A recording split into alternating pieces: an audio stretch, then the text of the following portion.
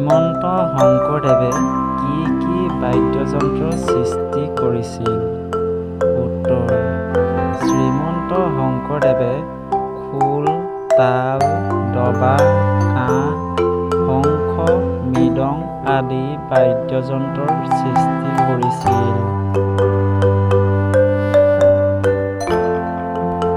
অসমৰ কোনখন জিলাত গৰম পানীৰ উৎস আছে? উত্তৰ: অসমৰ গোলাঘাট জিলাত গৰম পানীৰ উৎস আছে।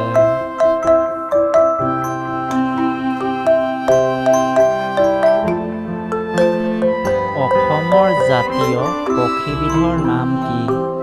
উত্তৰ: অসমৰ জাতীয় পক্ষীবিধৰ নাম হ'ল দেওহাঁহ।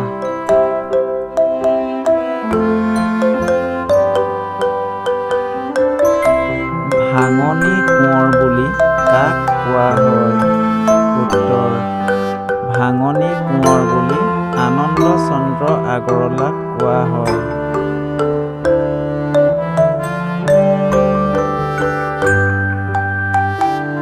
অসমৰ বৃহত্তম ৰেল জংচনটোৰ নাম কি? উত্তৰ: অসমৰ বৃহত্তম ৰেল জংচনটোৰ নাম হ'ল লামডিং।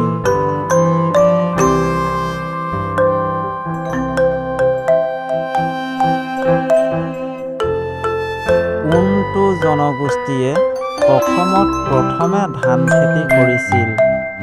উত্তৰ: বড়ো জনগোষ্ঠীয়ে অসমত প্ৰথম ধান খেতি কৰিছিল।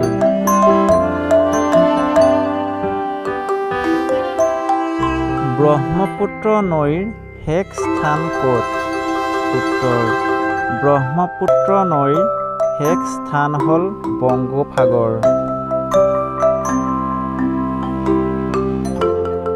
শৰাইঘাট যুদ্ধ কোন চনত হৈছিল? উত্তৰ: শৰাইঘাটৰ যুদ্ধ 1671 চনত হৈছিল। এছিয়ান গেমছত সোণৰ পদক অৰ্জন কৰা প্ৰথম অসমীয়া খেলুৱৈজনৰ নাম কি আছিল? উত্তৰ: এছিয়ান গেমছত সোণৰ পদক অৰ্জন কৰা প্ৰথম অসমীয়া খেলুৱৈজনৰ নাম ভোগেশ্বৰ বৰুৱা আছিল।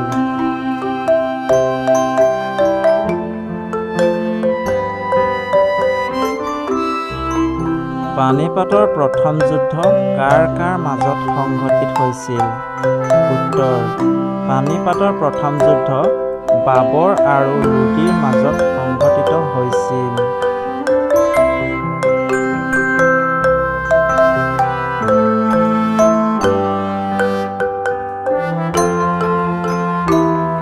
ৰাজেশ্বৰ সিংহই কাৰেংঘৰ কিমান চনত নিৰ্মাণ কৰিছিল? উত্তৰ: 1752 চনত ৰাজেশ্বৰ সিংহই কাৰেংঘৰ নিৰ্মাণ কৰিছিল।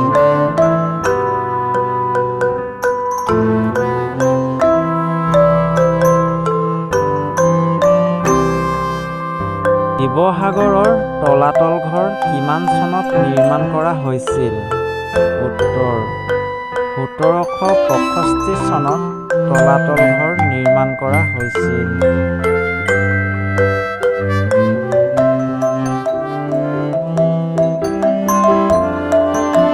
শিখ ধৰ্মৰ প্ৰতিষ্ঠাপক কোন আছিল?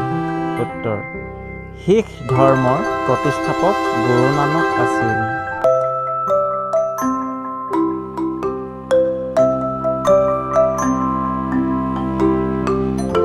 খিলজী বংশ কোনে প্ৰতিষ্ঠা কৰিছিল?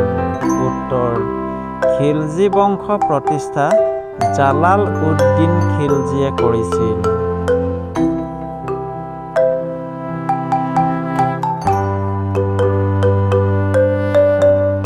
চাহৰ বৈজ্ঞানিকজনৰ নাম কি আছিল?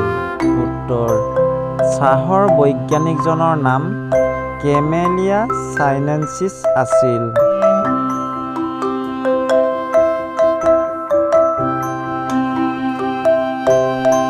ভাৰতৰ কোন দিশত অসম অৱস্থিত? উত্তৰ: ভাৰতৰ উত্তৰ পূব দিশত অসম অৱস্থিত।